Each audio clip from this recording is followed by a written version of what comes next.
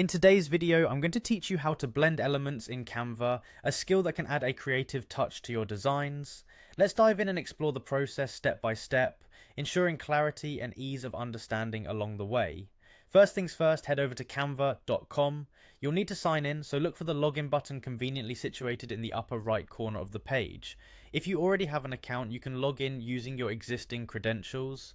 Canva offers a few quick ways to sign in. You can simply use your Google account, Facebook account, or your email if you prefer. Once you're signed in, you'll notice how Canva's user-friendly interface welcomes you, making it easy to start your creative journey. Next, look at the left corner of your screen. You will see a set of 3 horizontal lines, which is the menu button. Click on it, and from the options that appear, choose Create a Design. This will be your starting point for a brand new design. Canva provides a plethora of templates and formats to inspire you, or if you're feeling adventurous, you can start from scratch with a custom size of your choice. But today, let's select a template that fits the blend effect you want to achieve.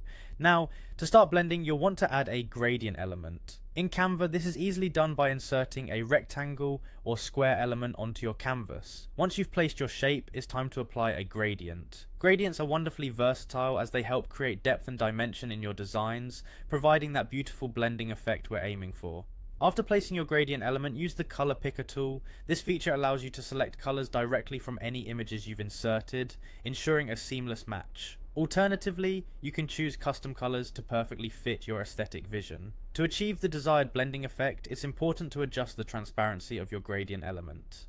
Simply click on the transparency option, usually located at the top right of your working window, and tailor it according to your needs. Reducing transparency can create subtle, gentle blends, while higher transparency levels offer a more pronounced blend effect. Play around with the settings until you find the sweet spot that fits your design intentions.